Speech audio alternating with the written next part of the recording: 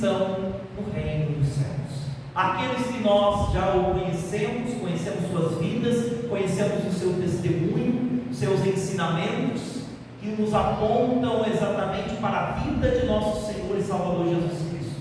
Puderam dizer aquilo que São Paulo bem diz: combati o bom combate, guardei a fé, resta a coroa da vida eterna. E eles receberam essa coroa da vida eterna, reinam no céu e intercedem por nós.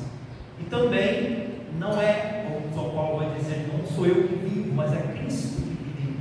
Nós podemos olhar para a vida dos santos e perceber exatamente algo do próprio Cristo em suas vidas. Resplandeceram a imagem de Cristo para mim.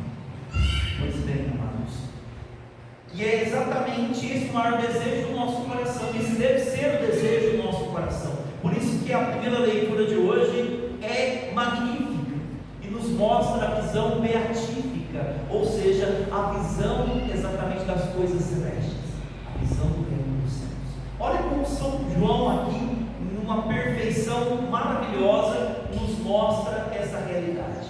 Ele diz: olha, eu vi um anjo que subia do lado do sol e trazia a marca do Deus vivo, gritava em alta voz. E aí então vem algo que é lindo e vai nos dizer o seguinte: ouvi então o número dos que tinham sido marcados, eram 144.000 de todas as tribos dos filhos de Israel. Depois disso vi uma multidão imensa de gente de todas as nações, tribos, povos e línguas, que ninguém podia contar. Estavam de pé diante do trono do Cordeiro, trajados em vestes brancas, traziam palma nas mãos, e todos proclamavam em alta e forte voz: a salvação pertence ao nosso Deus, que está sentado no trono, e ao Cordeiro.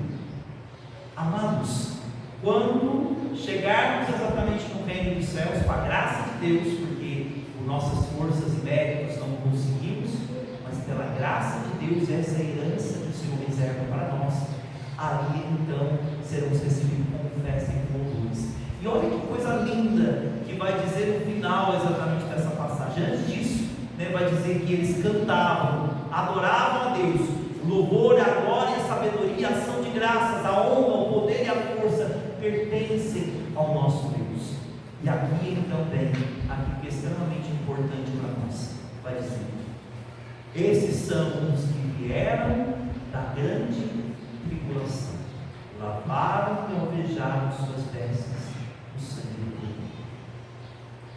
Aí nós podemos pensar assim: nossas vestes foram lavadas e alvejadas no sangue do Cordeiro? Amados, no momento do batismo, sim. No momento do batismo foi pagada a mancha do pecado original, e ali então nós recebemos a graça, aquilo que vai dizer a segunda leitura de hoje, de sermos chamados filhos de Deus. E se nós somos filhos de Deus, nós somos herdeiros do reino dos céus. Mas o herdeiro pode perder a sua herança?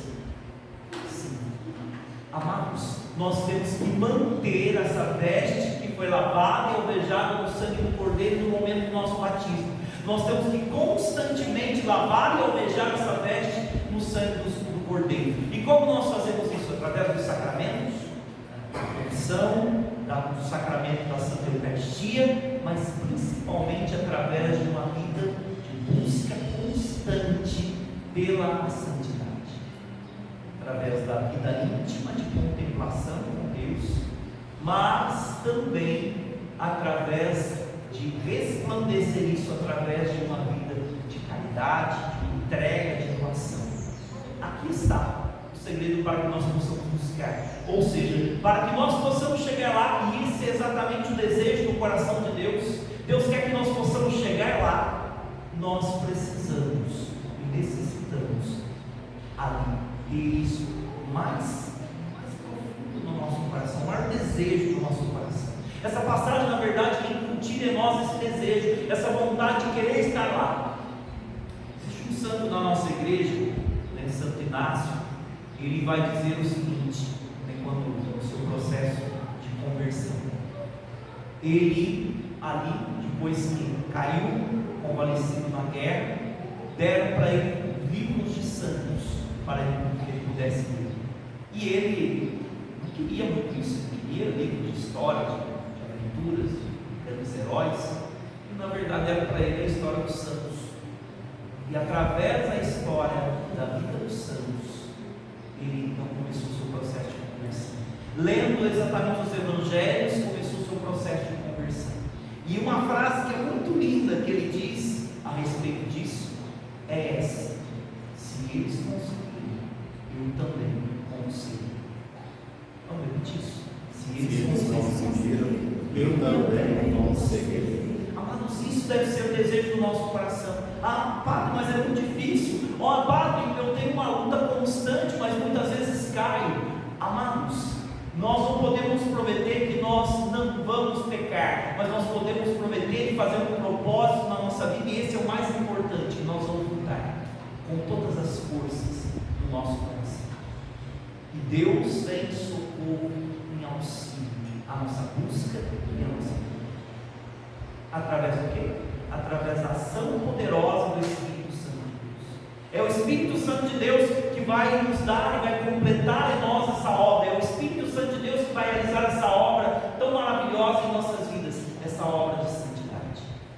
É por isso que nós olhamos o Santo Evangelho de hoje e ali nós percebemos o seguinte: nosso Senhor e Salvador Jesus Cristo, vendo uma grande multidão que ali se aproximava, subiu ao monte e ali então começou a ensiná-los.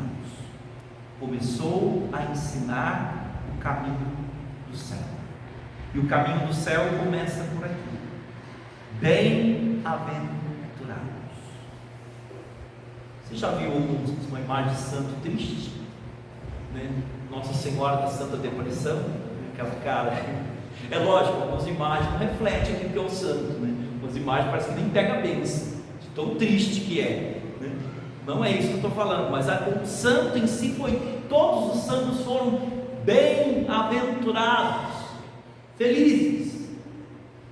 Amados, é exatamente a necessidade que nós temos de aprender a sermos felizes, independente das circunstâncias que nós enfrentamos na nossa vida, porque são transitórias. Essas circunstâncias passam, essas situações passam, mas aquilo que o Senhor nos deu não pode ser nos retirado por causa das circunstâncias.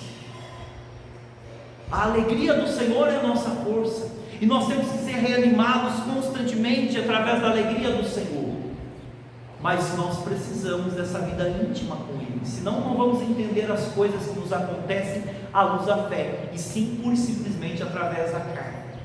E é por isso que muitas vezes as pessoas são tristes, infelizes.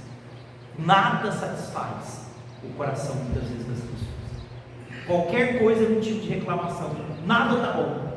Tudo exatamente tudo está obscuro. Se chove está ruim, se faz calor está ruim, nada agrada o coração. É como o próprio Jesus vai dizer: nós cantamos lamentações e vocês não choram. A gente toca música e vocês não dançam, ou seja, vocês não se alegram, não se entristecem, nada que a gente faz agrada o coração. Amados, por que isso? Porque na verdade não aprendemos a viver essa bem-aventurança, essa felicidade, independente das circunstâncias, apesar de.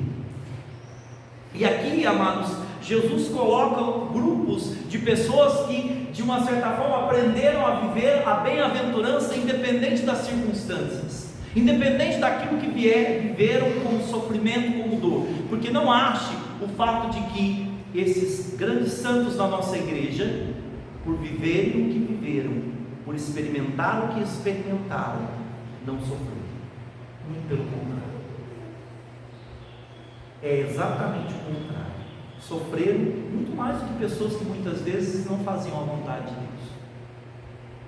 Às vezes a gente olha para isso e a gente diz assim: ah não, mas é injusto, como pode? Olha, eu estou participando da missa, eu pago dízimo, eu busco fazer a vontade de Deus, olha, eu estou me dedicando o máximo de mim, e eu olho para a vida do fulano ali, no meu vizinho, para as pessoas que parecem que não estão nem aí, que parecem que estão melhor que eu.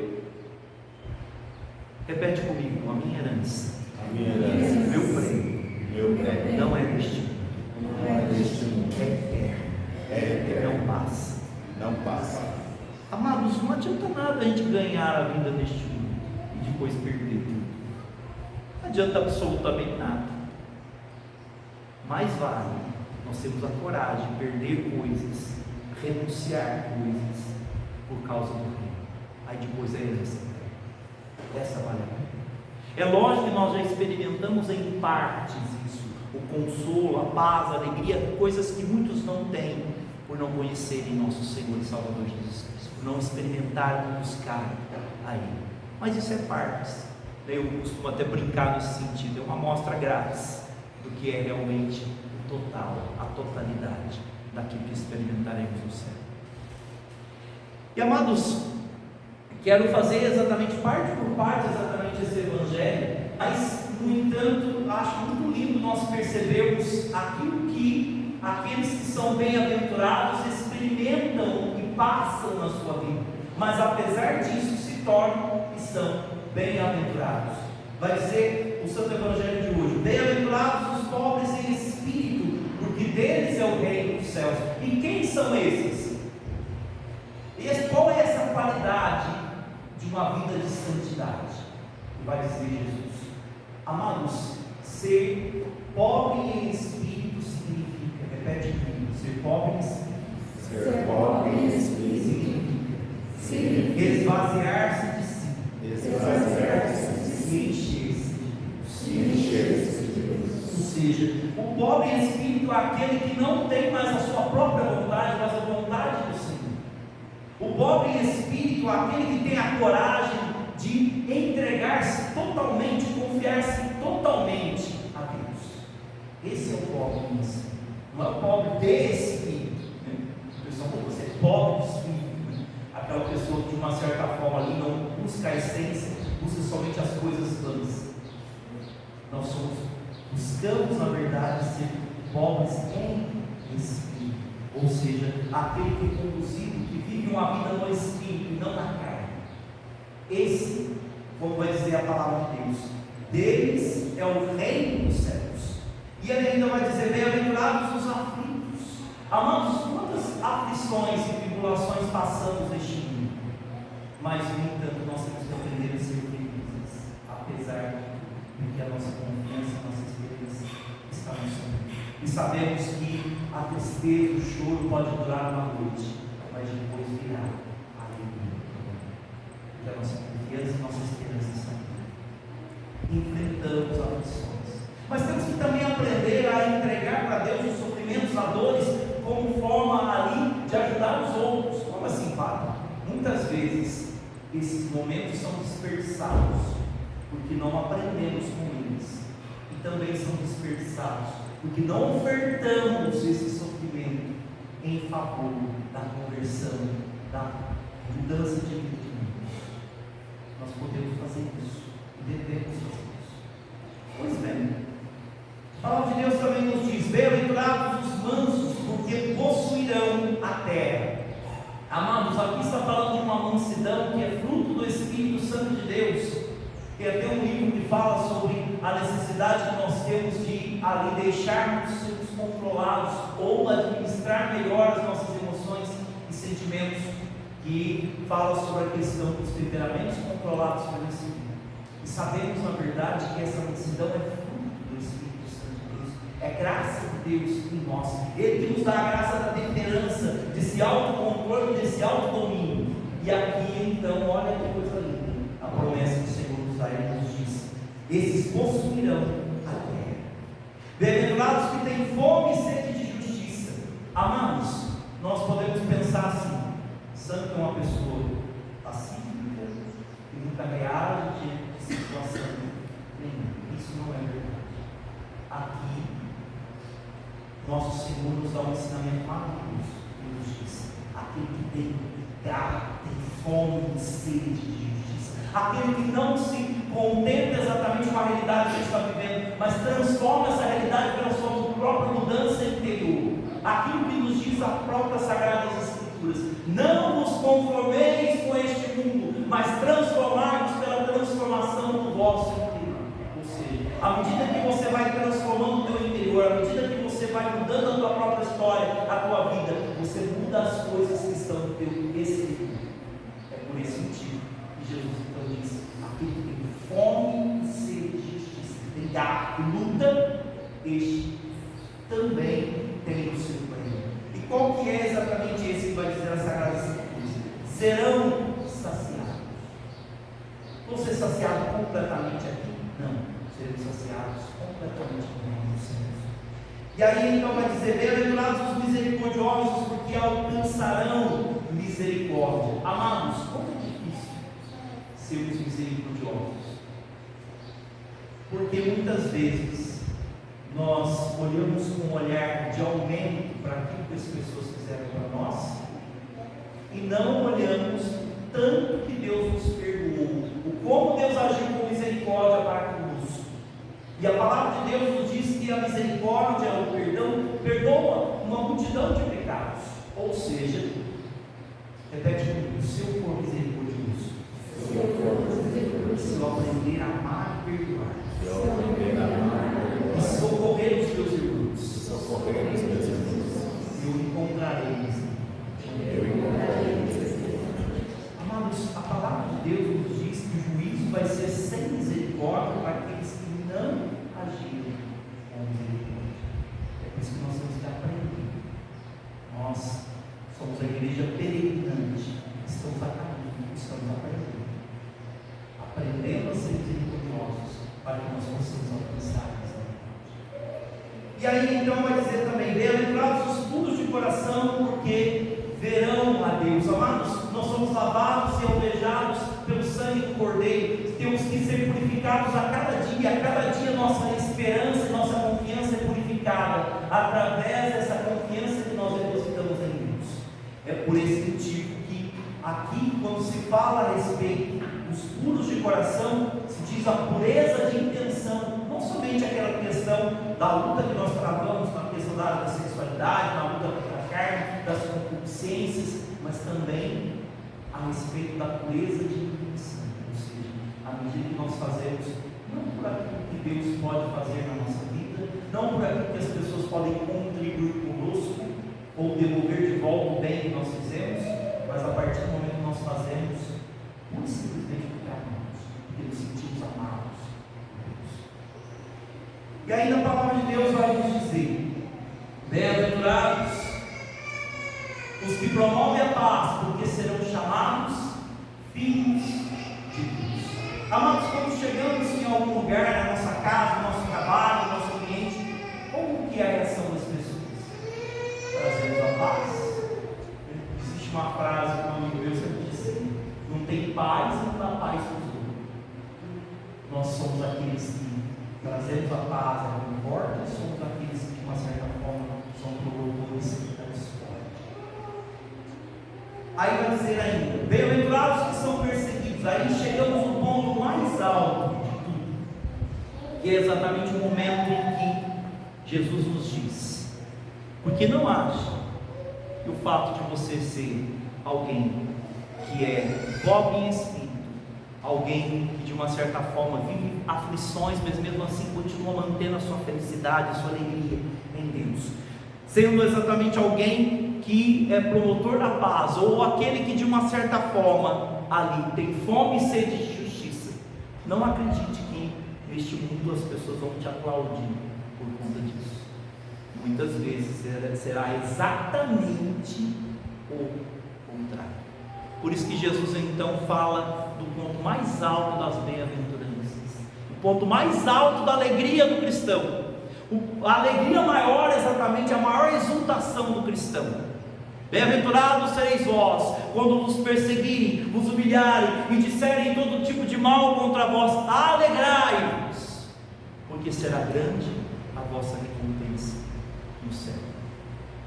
Repete comigo: quando eu for perseguido, humilhado, caluniado, e disserem todo mal sobre mim, por causa de Cristo, eu estou no caminho certo. Estou no caminho certo. Amados, esse é um grande indicador de que a gente está fazendo a vontade de Deus. E a gente sempre acha que eu estou fazendo a vontade de Deus porque está dando tudo certo. Eu estou fazendo a vontade de Deus porque, de uma certa forma, as coisas estão concorrendo para o meu bem. Não. O grande indicador de que a gente realmente está fazendo a vontade de Deus é esse. Muitas vezes somos caluniados, humilhados, perseguidos e dizem mal. Mas não por causa de mim, por causa da minha má conduta, aí não, mas por causa de Cristo. Alegrai-vos e exultai. Por quê? Porque será grande a vossa recompensa no reino dos céus.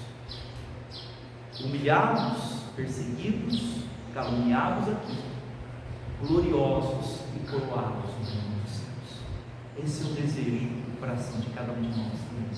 E como eu disse, volta a frase de Santo Inácio: se eles conseguirem, nós, com a graça de Deus, também conseguiremos. Louvado seja nosso Senhor Jesus Cristo. Para sempre seja louvado. De pé, amados irmãos e irmãs, professemos a nossa